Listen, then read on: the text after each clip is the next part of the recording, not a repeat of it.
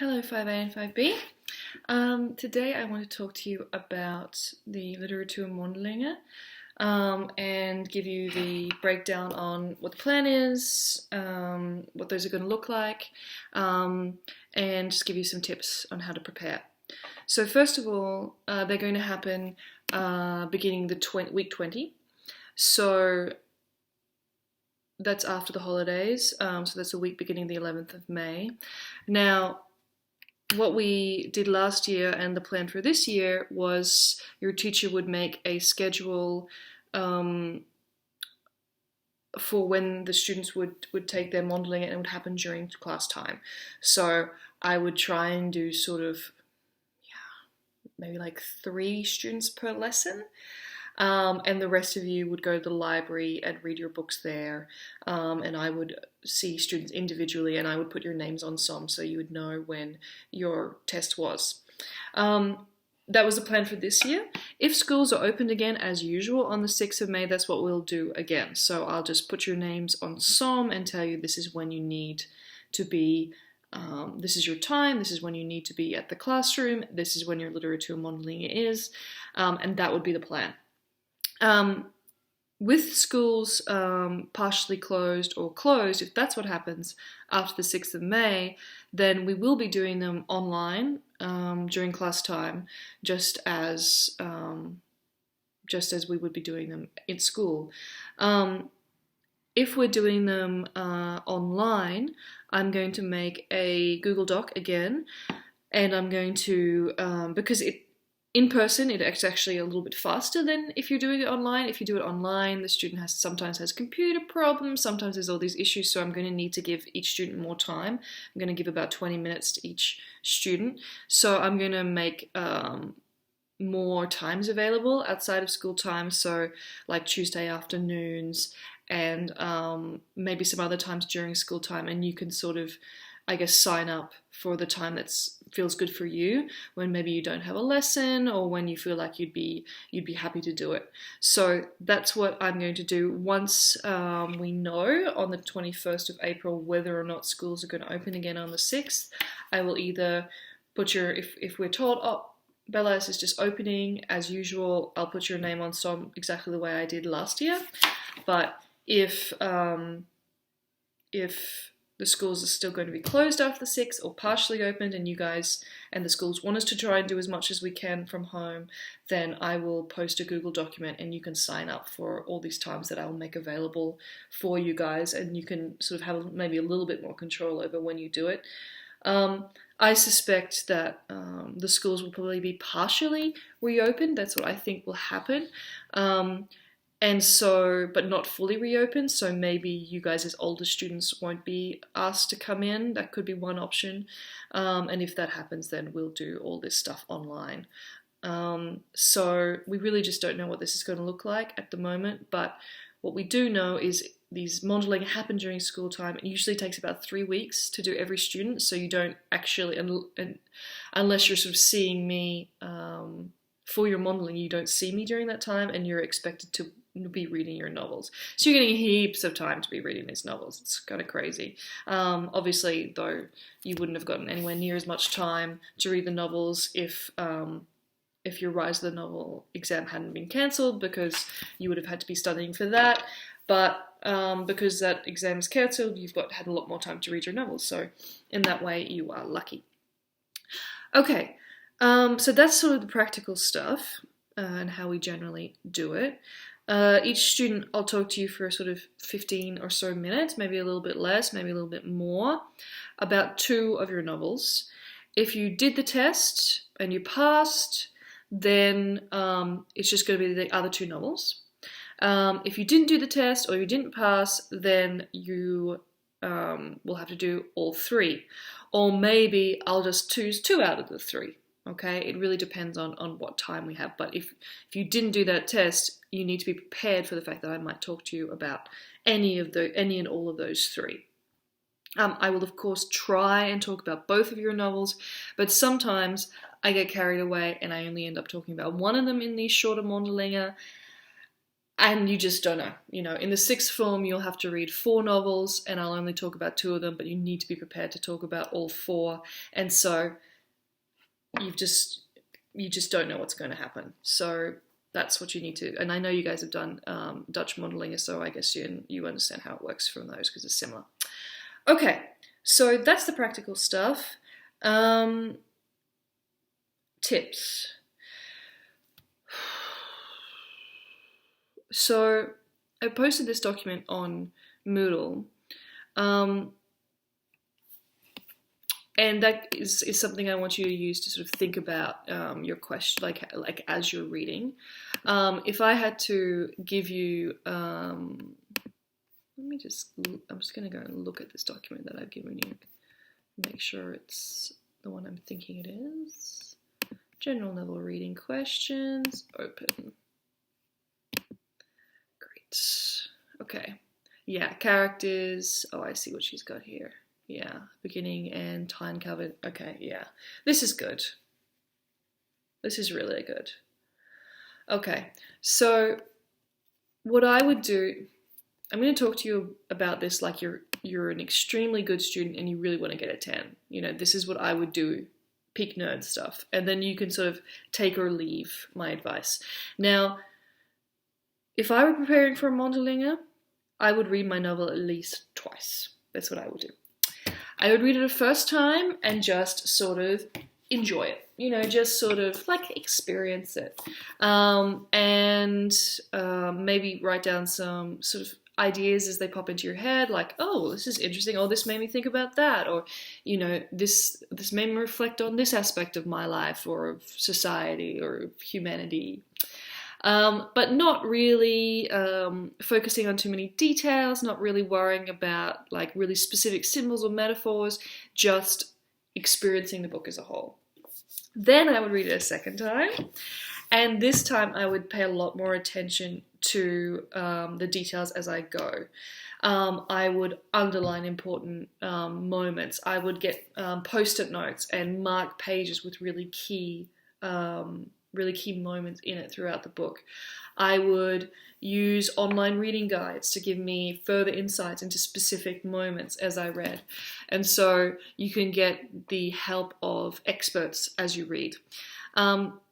And then I would start to be looking at this document that we provided for you on Moodle and make sure that you can answer a lot of these questions. Explain the title. It's a pretty basic question. Like, you shouldn't be able to tell me why To Kill a Mockingbird is called To Kill a Mockingbird. And not just, because because Atticus tells the children don't kill mockingbirds, but the metaphorical reason behind that. Like, a mockingbird is not just a mockingbird, the bird in the novel. It's a symbol for more than that.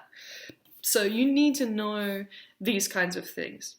Now, at the beginning of the exam, I tend to ask quite a broad question, usually just to get a sense of your general feeling about the book, whether or not you liked it, whether it taught you something, whether it reminded you of something. In the case of dystopian literature, for example, I might ask you, like, can you see this happening? Can you see this being our future, or was it not belief? A really quite a general open question to give you a chance to take the conversation in whatever direction you want to take it. So, because novels are huge things, they describe a world, a vision of the world. They're really dense. There's a lot of information and a lot of things. What I find interesting might be very different to what you find interesting. So I try and start Mondelingen in quite a broad way, and then I get more specific. I will be trying to make sure that you've actually read the book and haven't just seen the movie. So I try and make sure that I've seen the movie, if there's a movie version of a book as well, and then I make sure that I can ferret out that you haven't just watched the movie The Great Gatsby, that you've actually read the book as well. Sometimes I succeed, sometimes I don't, but if I catch you out as having not read a book in the Mondelingen, that will be immediately a fail. So since you have so much time, I think you're crazy to not read the books. You've got heaps of time, just read them and then you'll be fine. But don't just read the book Like, I've got Harry Potter here. Don't just read. You'd be crazy to just pick up a book, read it from page 1 to page 300, and then put it down and never think about it again. Because you're not going to be able to answer questions about that book at the level you need to for a Mondelinger. Like, I finished reading a book last week, and I put it down, and haven't thought about it until now. And if you came to me and started asking me questions about exactly what happened when and exactly what certain metaphors meant, I wouldn't be able to answer that question because I haven't prepared it for an exam. There's a really big difference between reading a book for pleasure, which you just enjoy and you take things from, and then maybe you think about it, maybe you don't think about it, maybe you should do some research on it, maybe you don't. There's a big difference between reading for pleasure and reading for an exam and preparing for an exam. And I know you all know that, but make sure you do go the extra yard. Don't just read the book, do further research. Now, this is easier for older classic novels than it is for newer ones. Like, some of you have chosen relatively new novels, and there is less information about that out there, but there is a lot of book reviews. So even if you have a newer novel, maybe there's nothing on SparkNotes or anything like that about it, but you definitely can still find out what other people think of the novel as a way of guiding you and helping you to see it from different perspectives. I really like to talk about and hear from students what they learnt from a story, so what they found meaningful from it. We don't just read literature to torture you. We don't just read literature to improve our English skills. We read literature to try and learn how to be better people, to develop skills like empathy. And so I really want to know that you've connected with the books you've chosen in some way, which is why it's okay if you didn't like them. You don't have to love your novel, and you can tell me the things you disliked about it as much as you can tell me the things you liked about it. It's, you know, you don't have to worry that I'm going to be offended or anything. If you didn't like a book, you didn't like a book. It's not a big deal. You just have to give me a reason why. You can't be just like, oh, it was lame. You know, if you didn't like it, give me a good reason, right? It was boring. Yeah, I don't care, all right? If you didn't like it, be interesting when you tell me you didn't like it, and give me good reasons. I'm going to take a slow gulp of my coffee while I think about what else I have to tell you. Delicious. This is actually not my school mug. I actually have 2 of these. I have a home one and a school one. So my school one is still at school. This is the home one. So now you know. Okay. Read your books carefully. Read them more than once if you want to do really, really well. If you also want to do really, really well, do further research. Find out what other people have to say about it. There are people whose whole jobs and careers are exploring, explaining, and studying literature. Look up their advice. Take their advice. When I teach you guys things, I don't just do it alone. I go and, read about what other people have to say about the things I'm teaching to make my own knowledge more complete and more rounded. You don't do it by yourself. And so while I always bring my own opinion to what I'm teaching, I also get the advice and ideas from other people that are experts and interested in literature. So you should be doing the same thing too, and that's true for Dutch and French and German as well. During the lessons, when you're not doing a Mondeling, if we're at school, you'll be in the library.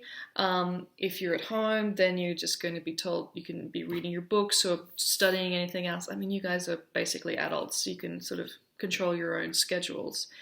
But make sure you're at that Mondeling on time and ready to go. Now, last thing, the Mondelinger in 5th form, you actually get 2 grades for it. You get a grade for a cipher for literature, and you get a cipher for speaking. So you actually have to do the whole Mondeling in English, no Dutch words, and I will be assessing both things at the same time. Now, that's incredibly difficult for me to be basically listening to what you say and sort of how you say it at the same time, but that's life, man. That's life. So it's probably the biggest assessment you'll have all year, so make sure you prepare for it. Make sure you're ready for it, and make sure you're on time. My last tip is, if you're really, really worried about this,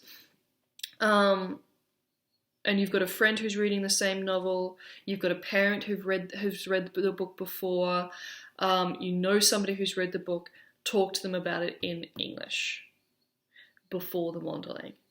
Don't make the Mondeling the first time you've ever spoken about this book.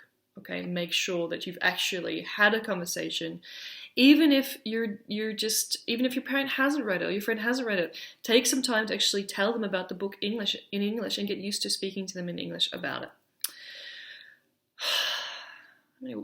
I feel kind of funny. I've been coughing. I don't know whether I'm paranoid. Probably should go chill out.